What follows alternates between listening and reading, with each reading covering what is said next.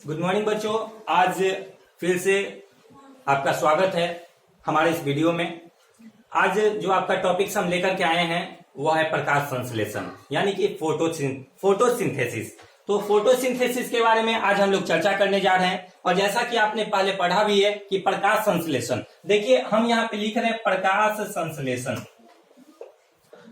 प्रकाश संश्लेषण यानी कि फोटोसिंथेसिस।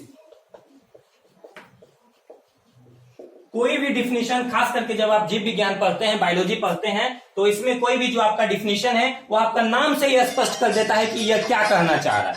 तो यह नाम से ही स्पष्ट हो जाता है कि यह जो है क्या कहना चाह रहा है, यह डिफिनीशन क्या कहना चाह रहा है। तो फोटोसिंथेसिस जो है, यहां से फोटो मतलब हो गया आपका फोटो यानी कि प्रकाश, और संश्लेषण मतलब होता है संश्लेषण यानी निर्माण करना, यानी भोजन का निर्माण करना। तो देखिए आज फोटोसिंथेसिस के बारे में हम लोग चर्चा करेंगे।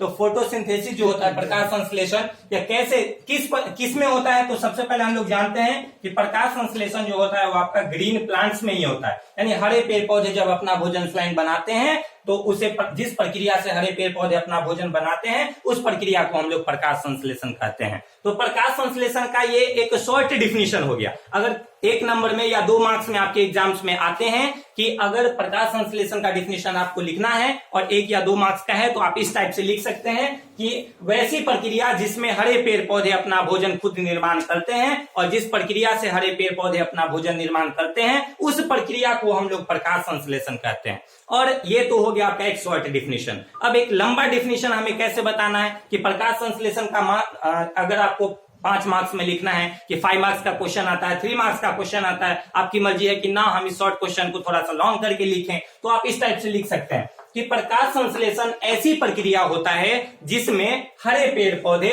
वायुमंडल से कार्बन डाइऑक्साइड गैस लेते हैं। जिसमें वायुमंडल से, सिर्फ आपको यहाँ पे ये नहीं बोलना है कि वायुमंडल से हवा लेते हैं, यहाँ पे आपको ये जो गैस है कार्बन डाइऑक्साइड, इसका नाम इंक्लूड जरूर करना है कि वायुमंडल से कार्बन डाइऑक्साइड गैस लेते हैं पृथ्वी के नीचे से, यानी कि पृथ्वी से जड़ के द्वारा पानी लेते हैं यानी कि H2O ग्रहण करते हैं, और सूरज की उपस्थिति में सनलाइट को लेते हैं। सूरज की उपस्थिति में सनलाइट को लेते हैं, तथा पत्तियों में तो क्लोरोफिल पहले से पाई जाती है। चलिए क्लोरोफिल जो वर्ड आया है, क्लोरोफिल के बारे में थोड़ा सा चर्चा कर लेते हैं। यह जो क्लोरोफिल होता है, क्लोरोफिल क्या होता है? ऐसे क्लोरोफिल जो होता है यह एक प्रकार का पिगमेंट होता है। पिगमेंट मतलब होता है वर्णक होता है, ठीक है। वर्णक कैसे होगा? तो देखिए क्लोरोफिल जो है, हमें सब लोग को मालूम है कि हरे पेड़ पौधे क्लोरोफिल के कारण हरे होते हैं। पेड़ पौधे क्लोरोफिल के कारण हरे होते हैं।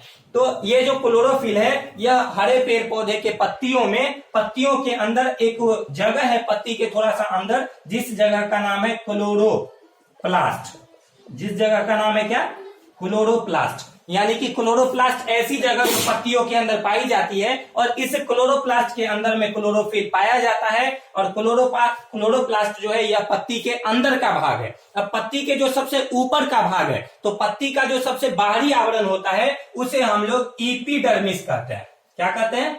ईपीडर्मिस। ईपी मतलब होता है बाहरी, और डर्मिस यानी बाहरी सतह, यानी कि बाहरी सतह। तो पत्ती का जो सबसे बाहरी सतह होता है उसे ईपीडर्मिस कहते हैं। और इसी ईपीडर्मिस के सतह पर स्टोमेटा पाई जाती है। स्टोमेटा किसे कहते हैं? तो स्टोमेटा का हिंदी होता है रंध्र। स्टोमेटा मतलब यह स्टोमेटा ऐसा छोटा छिद्र होता है जिस छिद्र के माध्यम से पत्ती के अंदर कार्बन डाइऑक्साइड गैस अंदर में क्लोरोप्लास्ट के पास जाती है। तो ये जो स्टोमेटा है यह ईपीडर्मिस के ऊपर पाए जाने वाला छिद्र है, और इसी छिद्र के माध्यम से कार्बन डाइऑक्साइड गैस पत्ती एब्जॉर्ब करके और क्लोरोप्लास्ट तक भेजती है, जहां पे पहले से क्लोरोफिल मौजूद होता है। तो प्रकाश संश्लेषण ऐसी प्रक्रिया है जिसमें हरे पेड़ पौधे वायुमंडल से कार्बन डाइऑक्साइड गैस लेकर के पृथ्वी की सतह से अपने जड़ों के द्वारा वाटर लेकर के, यानी कि H2O लेकर के, सूर्य की उपस्थिति में प्रकाश ग्रहण करके और क्लोरोफिल की उपस्थिति में जब अपना भोजन का निर्माण करते हैं, तो उस प्रक्रिया को हम लोग प्रकाश संश्लेषण कहते हैं। तो ये आपका लॉन्ग डिफिनीशन हो गया। इस तरह से आप 5 मार्क्स में प्रकाश संश्लेषण का लंबा डिफिनीशन आप लोग लिख सकते हैं। अब जो होता है प्रकाश संश्लेषण कैसे ग्रहण करते हैं, इसका हम लोग एक समीकरण के द्वारा दर्शाते हैं। देखिए हम लोग को इक्वेशन के द्वारा कैसे दर्शाना है कि प्रकाश संश्लेषण इक्वेशन के द्वारा हम लोग बताएंगे जो क्या होता है और कैसे इस प्रक्रिया में हरे पेड़ पौधे अपना भोजन बनाते हैं, और अगर भोजन बनाते हैं तो भोजन बनाने के दौरान, भोजन बनाने के उपरांत क्या चीज का निर्माण होता है। चलिए देखिए, सबसे पहले हम लोग लेते हैं, हमने सबसे पहले कहा था आपको प्रकाश संश्लेषण में कि वायुमंडल से कार्बन डाइऑक्साइड गैस लेते हैं, यानी कि CO2 गैस लेते हैं। उसके बाद हमने आपको कहा कि वाटर लेते हैं,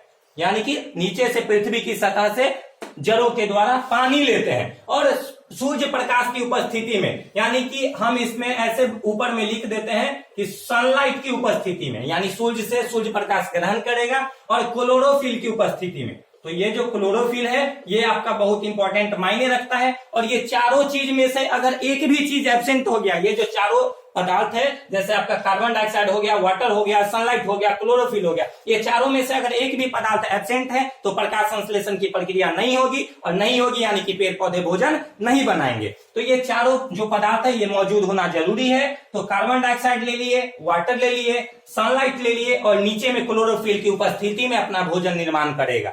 तो भोजन जो निर्माण करेगा, अब इससे जो भोजन निर्माण होता है उसका नाम है ग्लूकोज, यानी कि C6H12O6। हमने इस चीज में बैलेंस नहीं किया है, आपको बैलेंस समीकरण है ये आपका केमिस्ट्री में चैप्टर में पढ़ना है कि बैलेंस समीकरण क्या होता है, संतुलित समीकरण क्या होता है। तो इस चीज से जो ग्लूकोज का निर्माण होता है, और ग्लूकोज के निर्माण होने के फलस्वरूप इसे हम लोग क्या कहते हैं, ग्लूकोज कहते हैं, ग्लूकोज कहते हैं। हिंदी में हम लोग इसे ग्लूकोज लिखते हैं, तो हिंदी में अगर लिखना हो तो ग्लूकोज लिखते हैं, और स्पेलिंग आपका हमने लिख दिया है, तो ग्लूकोज हो गया। अब इसके बाद जो इससे एक और पदार्थ जो तैयार होता है उसका नाम है ऑक्सीजन। ये बहुत मायने रखता है, ये ऑक्सीजन जो है बार बार आपके एग्जाम्स में यहां से एक ही क्वेश्चन एराइज होता है, ये दोनों में से एक ही क्वेश्चन आपका एराइज करेगा, जिसमें आपका ये चीज बताएगा, ये चीज आपसे पूछा जाएगा कि प्रकाश संश्लेषण प्रक्रिया के दौरान, प्रकाश संश्लेषण प्रक्रिया के उपरांत किन किन पदार्थों का निर्माण होता है। तो ये सबसे इंपॉर्टेंट पदार्थ है ग्लूकोज, यानी कि ग्लूकोज का निर्माण होगा,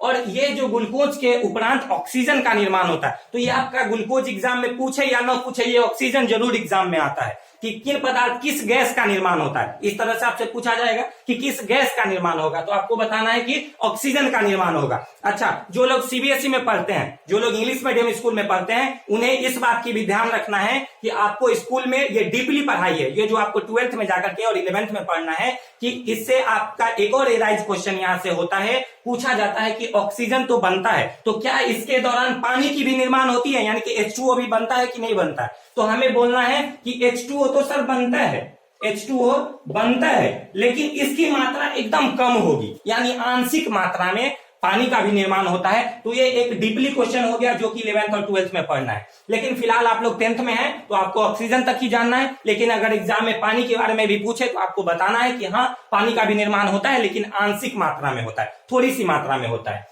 अब ये जो ऑक्सीजन का निर्माण होगा इसे हम लोग ऊपर के तीर द्वारा दर्शाएंगे। क्यों? क्योंकि ऑक्सीजन गैस का निर्माण होगा तो यह वायुमंडल में उड़ जाएगा, और फिर यह जो ऑक्सीजन वायुमंडल में चला गया तभी हम लोग सांस ले पाते हैं। तो कहने का मतलब कि कार्बन डाइऑक्साइड पेड़ पौधे लेते हैं, प्रकाश संश्लेषण की प्रक्रिया करते हैं, और प्रकाश संश्लेषण की प्रक्रिया करने के दौरान जो फल का निर्माण होता है उसके बाद ऑक्सीजन का निर्माण होता है, तभी हम लोग सांस ले पाते हैं।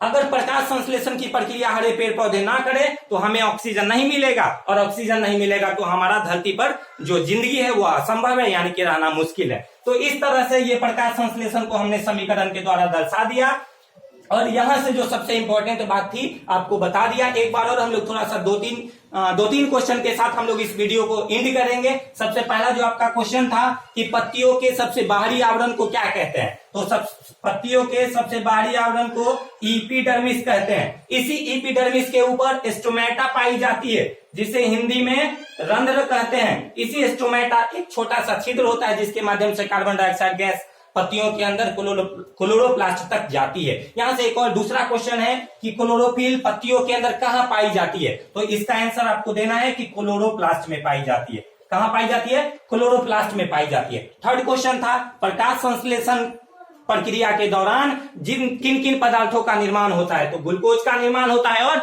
ऑक्सीजन का निर्माण होता है, तथा इसके साथ ही आंशिक H2O का भी निर्माण होता है। ये आपका प्रकाश संश्लेषण की प्रक्रिया को समीकरण के द्वारा हमने दर्शा दिया। अगर यहां से आपको किसी तरह का कोई क्वेश्चन है, किसी तरह का डाउट है, तो आप लोग नीचे कमेंट में पूछ सकते हैं। हमें आपके कमेंट्स का इंतजार रहेगा। हम आपके जवाब को बहुत सफलतापूर्वक यानी कि बहुत विनम्रता पूर्वक हम आपको जवाब देंगे और हर एक कमेंट्स का रिप्लाई देंगे। Thank you. जय हिंद, जय भारत।